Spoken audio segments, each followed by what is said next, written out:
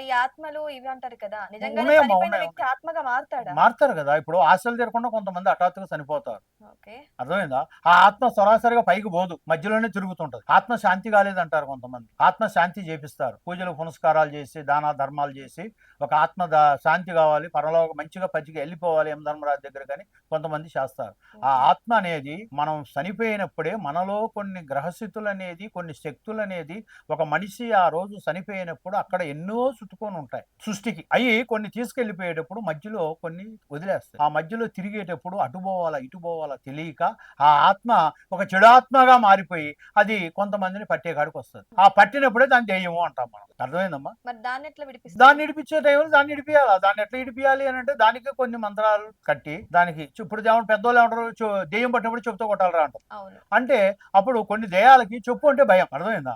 అందుకని ఆ టైంలో పెద్దలు చెప్పు తీసుకొని 4 పీకితే పరార్లయి వదిలేసి ఆ ఒక ఆత్మను వదిలేసి వెళ్ళిపోయాయి కొన్ని. దెయ్యాలు ఉరికి ఆడబడి పోయాయి. కొంతమంది "నువ్వెవర్రా బాబు" నేను పలానా రామయ్యని, పుల్లయ్యని, ఎల్లయ్యని.